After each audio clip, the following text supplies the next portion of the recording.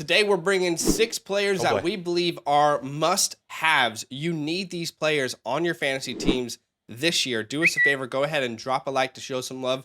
Subscribe if you like fantasy content, and go ahead and pause the video right now. Comment down below who is a player that you believe you just need to have on your roster. Great ADP, great value, and they're going to smash their return for you. Hey, do you want your team in fantasy broken down by myself, Badake, as well as getting some rankings, articles, and being a part of a really good community, then go ahead and use our code LAND, L-A-N-D, when signing up to Flock Fantasy. That will get you 30% off your membership. Link in the description. Okay, so we're going to give you 3 players each, 6 players that we believe are must-haves in fantasy this year. Here we go. That we are passionate about, and I'll go ahead and start us off. I will just say I am sorry if I sound weird, if I look weird. I am trying to get through the flu right now, little sinus issues, throat issues. So I'm trying my best to, no days off. We're trying our best here for you guys. So the first player I am bringing today, and this is a player that Badake and I have been all in on in Dynasty from day one. We had a lot of hate last year for buying a lot of this player.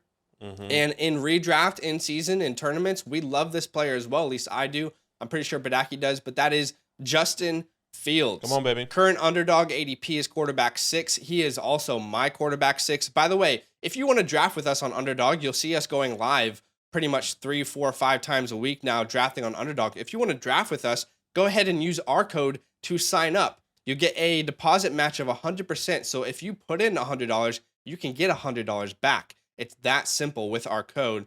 But look, Justin Fields was already a superstar last year. For fantasy, he was already a superstar. The first 4 weeks were quite rough. I'll give you that. But from then on, from week 5 to 18, he was a superstar. Quarterback 6 finished that year. But let's look at that time span from weeks 5 to 18. In that time span, he was the quarterback 5. In points per game, he was even better at quarterback 3. That's because he missed a game towards the end of the year. He had more points per game in that span, by the way, than Josh Allen and Joe Burrow.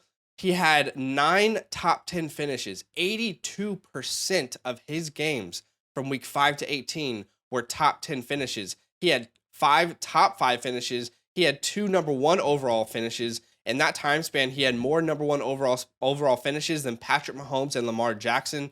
And then in rushing, he was first in rushing at 90.5 yards per game. By the way, in that time span, the second closest quarterback in rushing was Josh Allen, and he had 400 less yards than Justin Fields. More importantly, he did all of that with one of the worst supporting casts in the entire NFL. Cole Kmet led this team in target share with 19.2%. And then after that was Darnell Mooney with 17%. And his best weapon was Darnell Mooney. And Darnell Mooney missed 5 games during that stretch. After that, his third option, the third highest target percentage on this team, was Dante Pettis, the guy the Niners didn't want, the guy the Giants didn't want. I mean, this is not a player that any team that wants to be a successful offense should rely on as their wide receiver 3. You had Equanimous St. Brown. You had Chase Claypool for half the year. You had Byron Pringle, failed project N'Keal Harry, Velus Jones, who's a punt returner. I mean, honestly, name a worse set of weapons in the NFL last year.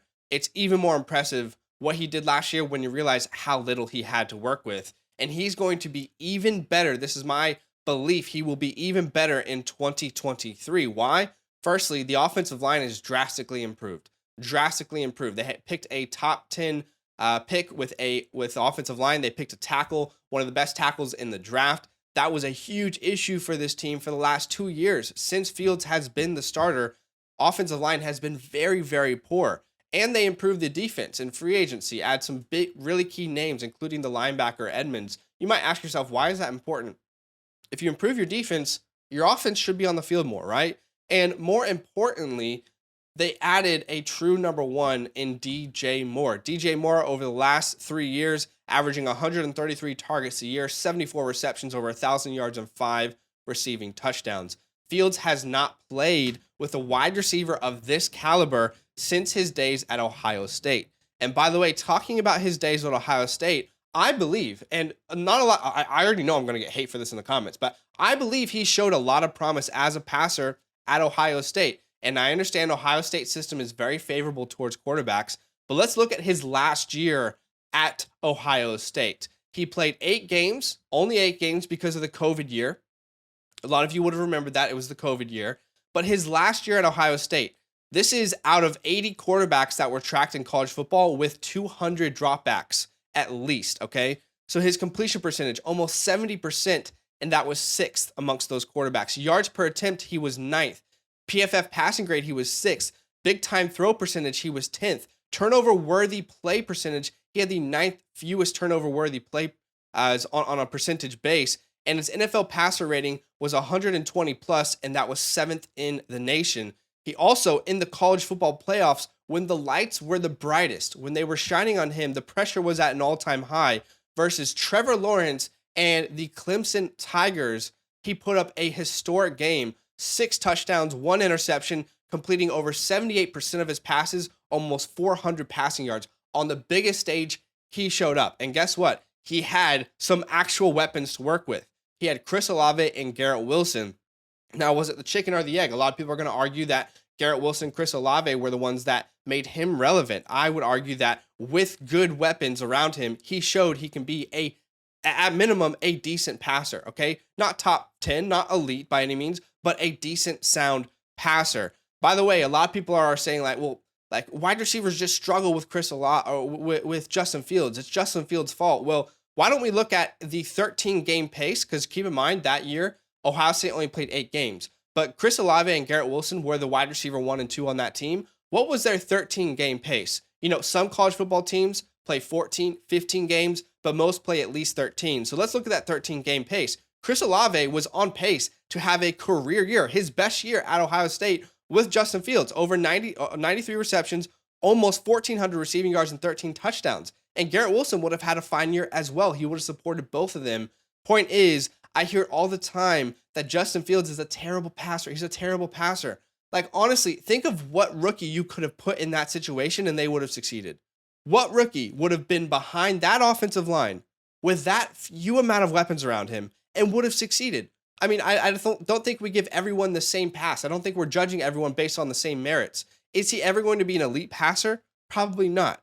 But he's had the least to work with, and now all signs are pointing towards the entire team being better, including the wide receiver room and the weapon room. And lastly, the playoff schedule. It's go big or go home. I don't care about being 3rd place. I want to win it all. And I would say he has one of the best schedules for the playoffs. Nobody wants a participation award. Whether your playoffs start week 14 or week 15, and week 14 he faces the Lions. That just feels like a shootout to me. In week 15, the Browns, which were a terrible defense last year. Maybe they've improved. Week 16, we know for sure the Cardinals are not a good defense. He should smash that matchup. And in week 17, he plays the Falcons, who, yes, have improved, but there's still some question marks around those aging players on the team. So to me, Justin Fields, I don't want to say he's this year's Jalen Hurts, but to me, he absolutely is one of 5 or 6 quarterbacks who have the upside of quarterback 1 overall. He has that upside. I'm not saying he will do it, but I would be absolutely shocked if he doesn't return value on his ADP in the 5th round of underdog drafts and more like the 6th round of redraft leagues. So I love Justin Fields this year. Yeah. I mean, you hit the nail on the head. Completely back you. Love Justin Fields. Love everything he's going to be doing and can do and will do. So I'm really excited to see him. I'm really excited to see him kind of take over this year, especially with the whole new regime. All right, my first must-have fantasy player, and I think this might be a interesting take because a lot of people aren't talking about this player, and I kind of want to bring him back to light because there's so many question marks, and that's Joe Moneybag Mixon. RB15 in the community, he's my RB13. I think he's going to be continue to rise as I continue to maneuver my running back rankings. But when you really look at it, the community is fading him because of the question marks if or when he's going to get cut. I'll be completely honest with you. I don't see that happening anymore. It's after the NFL draft. It's after June 1st. If they are going to cut him, they're going to be left with $13 million a cap hit. One. Number two, You only have Chase Brown. Are you going to really go out and get a Lenny? You really going to go out and get a Zeke? You really going to go out and get a Kareem Hunt? And or hypothetically, if Dalvin's still available, if they do cut Joe, what's the point of cutting Joe to get Dalvin Cook? I mean, I don't really look. I'm not saying however way you really want to see that, whoever is a better running back, I would say in fantasy, yes, Dalvin has been the better running back. But I think they can produce and bring the same thing to your football team. So right now, I do believe Joe Mixon is going to be on this team for at least this year, and this is redraft or underdog. So I think you will be fine this year, and I think once people understand that, we get closer to the season, we're going to see his ADP rise and be into that, RB10, maybe to the RB12 range. I don't think he's going to sneak into the top 10, but that's kind of where I'm at right now. But what I really want to bring to you is the consistent productions that we've always had from Joe Money Bags, right? I mean, you can see it all the way from 2018, where he has finished as the RB10, had 17.4 fantasy points per game, RB13 in 2019, over 14 fantasy points per game. In 2020, obviously that was the year he got injured, but in those first 6 weeks before he got injured, RB9 with over 16 fantasy points per game. Last year, or in 2021, RB4 over 18 fantasy points per game. And this past year, RB10, 16 points per game in fantasy. Joe Mixon has always been a consistent running back, has always been a guy that is going to, he's not going to blow you out of the water with his ADP, but sometimes he can, which we saw in 2021. Sometimes you see him fall in the ADP like we're seeing this year because of the question marks, but he's going to return. He's always clearly has finished outside the top 10 once, and that was in 2019 as RB13. He's always going to be within that top 10 range, which I'm really excited about. Once again, as we get closer to the season, as we say, hey, Joe Mixon is here for the year, who is really backing him up in Chase Brown? As much as I love Chase Brown downtown, I mean, to be fair, he's a rookie. Samaje Perine is no longer there. So I do believe Joe Mixon is going to continue with this workload coming into 2023. And let me also remind you, this was one of his best years in the air as well, catching 60 balls out of 75 targets, over 400 yards. I mean, he was fifth in receptions amongst running backs, seventh in targets amongst running backs, and eighth in PPR points in the running back position. Once again, Joe Mixon is always going to return that top 10 fantasy finish so far, as we've seen in fantasy football. Okay, number two, he's in a high-powered offense. I mean, there's no doubt about it that we really have to talk about this offense. Joe Burrow, Jamar Chase, T. Higgins, right? I mean, now you have Joe. Now you still have Joe Mixon. This team was seventh in points per game in 2022, and that's going to continue this year. I mean, this team has been and will be a high-powered offense ever since Joe Burrow has been on this team, and that's going to continue. Okay, number three, goal line usage. This is what's really exciting about Joe Mixon.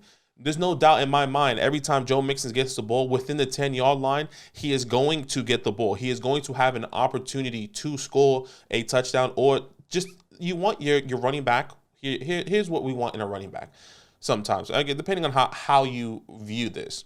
You want him to be a PPR monster, and you just want opportunity.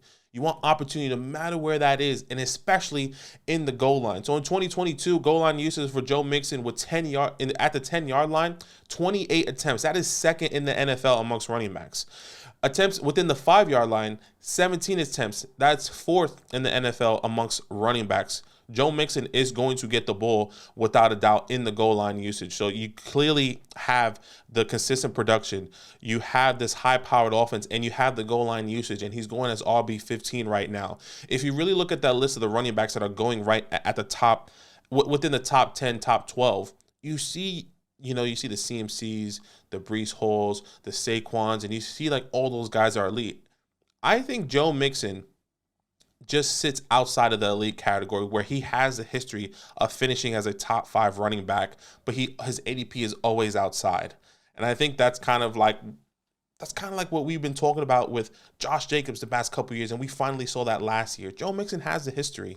Don't sleep on it. Don't forget that Joe Mixon is on this high-powered offense, is going to get the goal line usage. So I'm all in on Joe Mixon this year, and he's been slept on, and I hope people can see that when I bring this take. Yeah, a player that you and I have discussed a lot on the Dynasty channel as a really good buy low throughout the offseason. Hmm. And for those who did that, spent late second round picks on him, ended up working really, really well. I love the goal line usage that you brought there because Joe Mixon should be set for a lot of touchdowns. Yeah. All right, the second player, by the way, Badake and I have individual versions of these videos as well. We are trying to bring as many players that we love, so you have as many options in your drafts based off of Yes. ADP. So the second player that I think you need and is going underlooked, and I understand why, but we'll talk about it. David Montgomery. Monty. Underdog is currently having him as the RB25. He's my RB23 in my rankings. And Monty has been the definition of consistency since entering the league in 2019.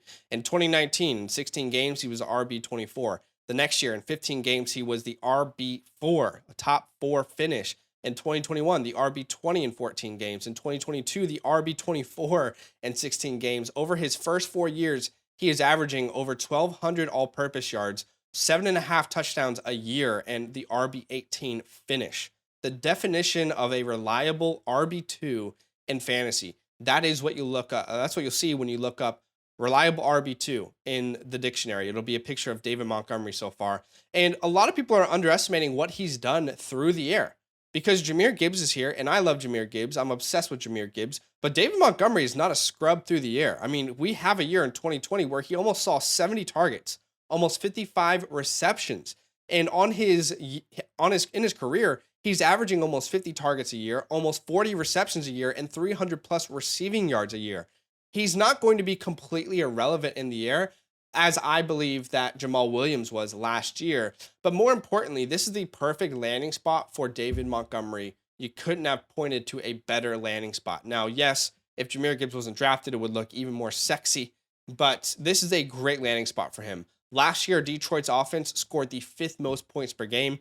PFF ranks their offensive line top 8. A lot of people rank their offensive line top 4, top 3 heading into the NFL's this year into NFL season.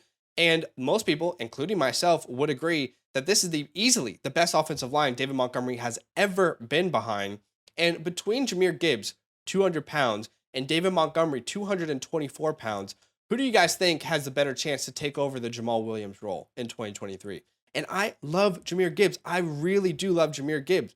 But who is the better value? Who's the better pick based off of ADP? We know that this is a valuable role in the offense, the Jamal Williams role. Let's look at what he did last year. Finished as the RB13, RB18 in points per game. He had over 1,000 rushing yards, finished 10th in the NFL. He was first in rushing touchdowns with 17. He had 262 rushing attempts, which was 7th in the NFL. And if you look at a per game basis, how the touches were distributed between Jamal and DeAndre Swift, Jamal had the workload on the ground, 15.4 rushing attempts per game, while Swift had 7. And then in the air, the targets, Jamal only had 1, while Swift had 5.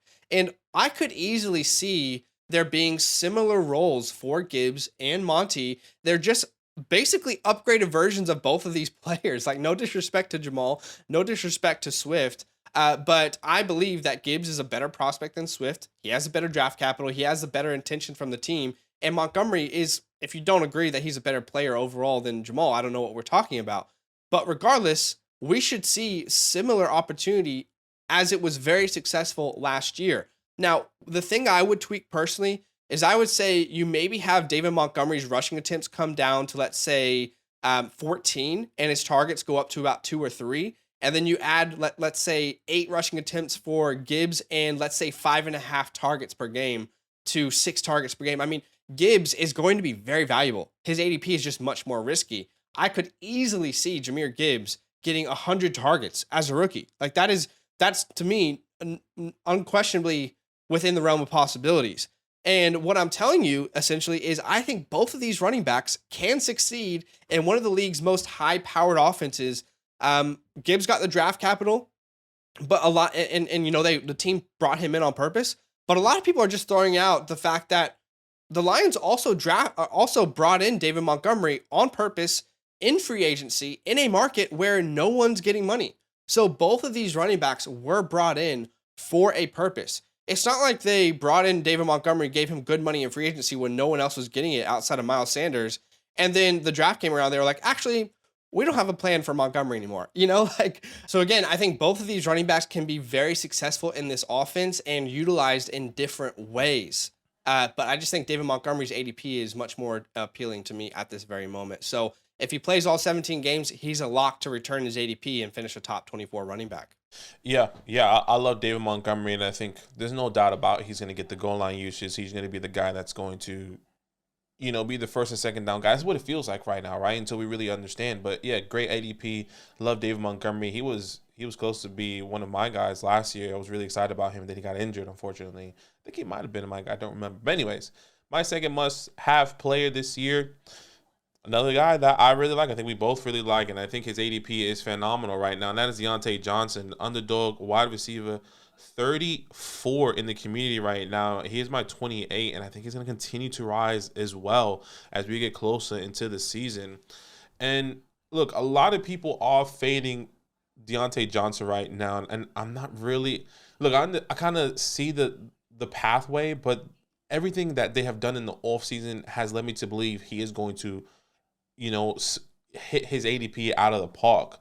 And maybe that's just me because I'm really high on this offense this year with everyone there. But let me tell you about Deontay Johnson and his target share, right? Deontay Johnson has been a target hog ever since he's joined this team. He has always earned his target share, no matter the quarterback as well, whether that Ben Roethlisberger, Mason Rudolph, now Kenny Pickett, Mitch Trubisky, doesn't matter, right? 7th in targets in 2022. That was more than Amon-Ra, A.J. Brown, DK Metcalf, Jamar Chase, Devonta Smith. Now, he was also 1 year removed from being 3rd in targets in 2021. That was behind Cooper Kupp and Devontae Adams. But as much as I tell you all that, you're going to say, well, that didn't reflect in his fantasy finish. Without a doubt, he finished wide receiver 28 last year. But the biggest kick there is that he had 0 touchdowns. And I think when somebody has 0 touchdowns, it is like so – it's like, you okay? What happened? Like, did he not get targeted in the end zone, or was it just an off year? And Deontay Johnson did get targeted in the end zone. He just wasn't able to hone in a touchdown this past year, especially with all the ups and downs in the quarterback carousel early in the season with Mitch Trubisky, and now with Kenny Pickett obviously being his quarterback. But if you were to really implement, let's just say 4 to 5, even 6 touchdowns, Deontay Johnson would have at least finished in a top 22, a top 20 wide receiver finish. Where would he have just missed his ADP? Or in this scenario, he's going to have a better ADP than what it is right now, a fantasy finish than his ADP. He's going to return so much more value there. And I think a lot of people are really fading Deontay Johnson just because they're not really realizing that he scored 0 touchdowns last year. And he's falling in the draft boards, and being a guy that you can get right now. We're having a conversation for Deontay Johnson. Well, he could be a good flex option. This is a guy that has finished as a solid wide receiver 2 in the past. And if you can get him in the wide receiver 2 in the 6th round, in late 5th round, mid 6th round, even 7th round sometimes, I am willing to take that chance here with Deontay Johnson. And the second thing is this high-powered offense. Right? I know there's a lot of ands, if, or buts, but I believe in every single one of these plays, especially what we saw in the second half where Kenny Pickett had the highest PFF rating from weeks 13 to 18 for Kenny Pickett. Another year into this offense, another year with Mike Tomlin. They improved their offensive line. By drafting Broderick Jones in the 1st round and Darnell Washington, even though he is a tight end / I call him offensive line. George Pickens going into his 2nd year, maybe he becomes a threat in the air where you have to take more eyes off of Deontay. Same thing with Pat the Dragon. Same thing with Najee Harris. Another, you expect him. He dealt with a lot of injury this past year. Deontay Johnson, once again, has always been a target hog. And what do we want in fantasy football? Opportunity. When we see a guy that's going to get 140 targets, as long as he had the opportunity, right? I mean, now you can predict the fantasy finish. We just don't really know what that is. But right now, if you're telling me that Deontay Johnson is going to get 140 targets and finish hopefully as a top 20 wide receiver at this ADP, he hit it out the park and you got a massive, massive value. That means he would have been a solid wide receiver 2 on your team when you got him in, once again, the 5th to 7th round. So for me, this offense is going to be incredible. Deontay Johnson is going to continue to get targets, and I guarantee you he is going to score a touchdown in 2023. So I'm really excited about Deontay Johnson this year. Yeah, Deontay's just like wherever you draft him, it doesn't ever feel like a risk. It's just like, I don't see how this Yeah. is a bad pick. No, So I I'm don't. with you. All right. The last player I'm going to bring to you guys today is a wide receiver that almost all of us have just been on the edge waiting for the breakout to happen. And I Yes. believe this is the year. Every single year. So let's talk about Jerry Jeudy. Come on, baby. Underdog, ADP, and my rankings are actually completely aligned. So that just means that I believe that he's a good value when he's on the board currently in drafts. I don't think he's being overdrafted or underdrafted. He's a very good pick at his ADP. But a lot of people are forgetting or maybe not realizing how good Jerry Jeudy was second half of last year. He was an absolute monster from weeks 13 onwards. He finished as a wide receiver 22 throughout the entire season. That alone, I mean, oddly enough, I'm pretty sure he beat his ADP from last year. Even though it looked awful throughout the entire year, I think somehow he still beat his ADP last year, finishing wide receiver 22. But he dealt with injuries from week 10 to 12. So what I wanted to do is show you the kind of switch in identity of this offense from weeks 1 to 8 and then weeks 13 to 18. And we'll look at Jerry Jeudy's averages. So from weeks 1 to 8, and then weeks 13 to 18, you can see a clear attempt to get him more involved, almost a full target per game more. These are his averages. He has more than 2 receptions per game in that time span. The reception yards, I mean, going up by what? Almost 30 yards, 25 yards. Yeah. Touchdowns per game going up. Fantasy points per game going up a big amount, almost 5-6 points. And then in that time span from weeks 13 to 18, he was a wide receiver 6 overall. He had a great finish to the year, won people some leagues, as crazy as that sounds. He was one of those wide receivers you really wanted in your lineup in the fantasy playoffs. Let's look at weeks 13 to 18 here, and we will look at the wide receivers 6 to 10 in points per game. Maybe you prefer looking at points per game. Well, in points per game, the wide receiver 6 was Jerry Jeudy at 18.5. Okay? Below him was Devontae Adams at 17.5, Tyreek Hill at 17.3, Jamar Chase under 17, and Amon-Ra at 16.5. More points per game, and all the wide receivers played 6 games in that time span. I feel like Jerry Jeudy isn't getting enough respect, is not being talked about enough as a fantastic pick, so I want to be that person to do it.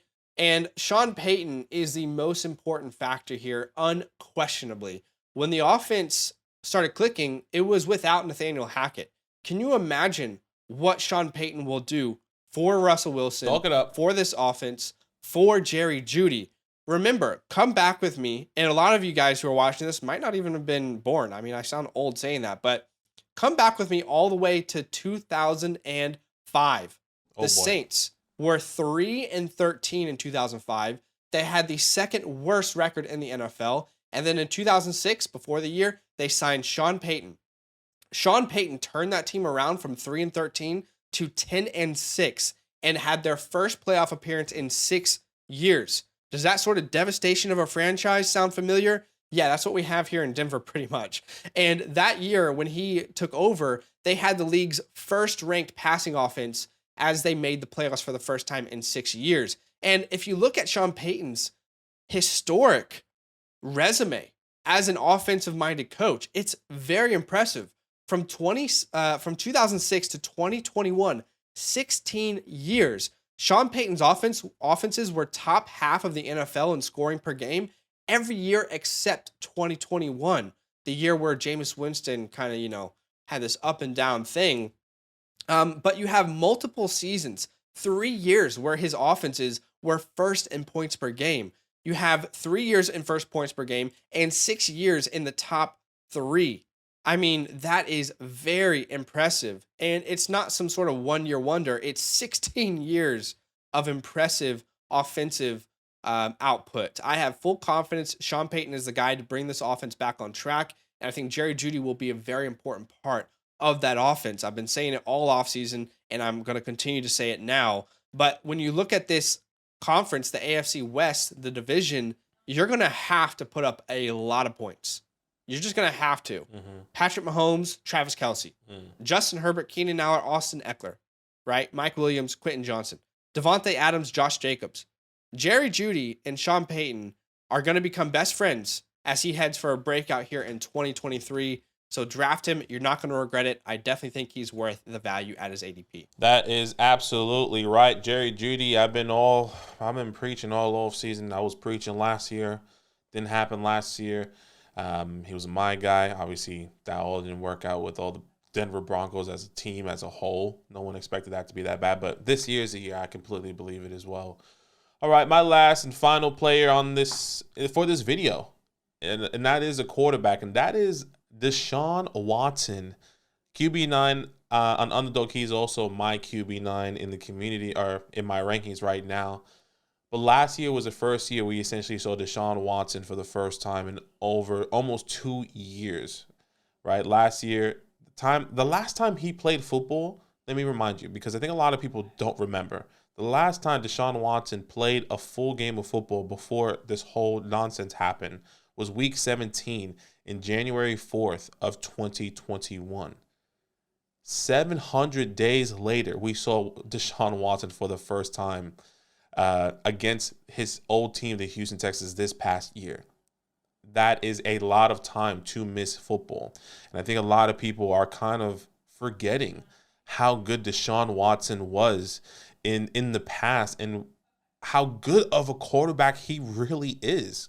Okay, so this is a fantasy gold mine that he's going at QB9 right now. And after this year, we're going to have a lot of conversations, whether in redraft or dynasty. We're going to be saying, damn, should I take Trevor Lawrence or Deshaun Watson? Should I take Justin Herbert or Deshaun Watson? I think those are the type of conversations we could potentially be having next year, because this is Deshaun Watson. Okay, Watson's production since 2019, he has had a top 5 finish every single year outside of his rookie and obviously this past year. 2018 QB4, 20.7 fantasy points per game. 2019 QB5, 22.2 fantasy points per game. 2020 QB5 as well, over 23 fantasy points per game. Obviously 2021 he didn't play. In 2022, he did play, the 6 games. He finished QB 35 with 15.1 fantasy points per game. But in the last 2 games where we really saw him excel, he finished as a top 10 quarterback those last 2 weeks. He was QB5 from week 17 to 18, QB5 with over 20 fantasy points per game. Obviously, very, very minuscule, and you kind of saw that. You kind of saw him picking it up after that in the second half when he was getting his feet under him. He was getting his rhythm back. He was understanding the offense. He was finally having chemistry with this team. Let me also remind you, he wasn't with this team that whole 13 weeks that he was suspended. I think a lot of people also forget that. 13 weeks he was suspended, 12 weeks he was suspended. He didn't have any communication. He couldn't go to practice. He couldn't go to the facility. He couldn't have contact. I mean, I'm pretty sure he was hitting him up. Yo, what's happening? Right? But you get what I'm saying? He didn't have any opportunity there to kind of talk to anyone. Let me also remind you of Deshaun Watson's rushing upside, because I think a lot of people do tend to forget that as well. In 2018, he was third in attempts and third in yards with 5 touchdowns. 2019, fourth in attempts, fourth in yards with 7 touchdowns. In 2020, fifth in attempts and fifth in yards with 3 touchdowns. He does run the ball in the end zone. He does get you those extra yardage, those first downs, that extra 15, whatever the case may be. Deshaun Watson is a dual threat quarterback, and I think a lot of people really do forget that. And my last thing here is that this offense is going to be incredible. This is the best offense Deshaun Watson has been a part of. The Browns have one of the best offensive lines. And obviously they lost a couple pieces, but they still have a really good offensive line. The weapons that he has around him right now are probably the best weapons that he's had as a collective group. If you really go back into that Houston Texans offense, obviously he had DeAndre Hopkins. He had Will Fuller. He didn't really have, David Johnson and all these other players. But if you really look at this roster and break it down as a group, I truly believe it's better. And this is probably the best team he has played on. Amari Cooper, Elijah Moore, Donovan Peoples-Jones, David Njoku, Nick Chubb. He also has Jerome Ford, who hopefully is going to be able to come up this year. Once again, the best offense Deshaun Watson has played with, has finished as the QB5 in the past, and now has a full year, a full off season, a full mini camp, a full actual camp, a full preseason with this team, and a full 17 games that we're going to be seeing Deshaun Watson play with this team. And I think, once again, we're going to be having the conversation next year. Trevor Lawrence, Deshaun Watson. Justin Herbert, Deshaun Watson. I mean, it can even go up to Lamar Jackson. Oh, maybe not Lamar Jackson in redraft, but you get what I'm saying? The conversations we could potentially be having going into 2024 of how high we should be taking Deshaun Watson because of the history that we have with him. So, look, if you're trying to do this late round strat, because Deshaun Watson is going in that middle-ish to late round area, and I think he could return that value phenomenally. So, I'm getting Deshaun Watson if I were you. Yeah, I like the take. One of my favorite stacks late round is Elijah Moore and Deshaun Watson. Come on, baby. Do us a favor, go ahead and drop a like on the video to show some love. Let us know what you think in the comments below, and we'll see you in the next one. Now that those idiots are done talking, who needs some rankings? Hell yeah, I need some rankings. Then use promo code LAND, L-A-N-D, for 30% off any membership at flockfantasy.com. Oh. It's so easy, even your grandma could scan that QR code right there.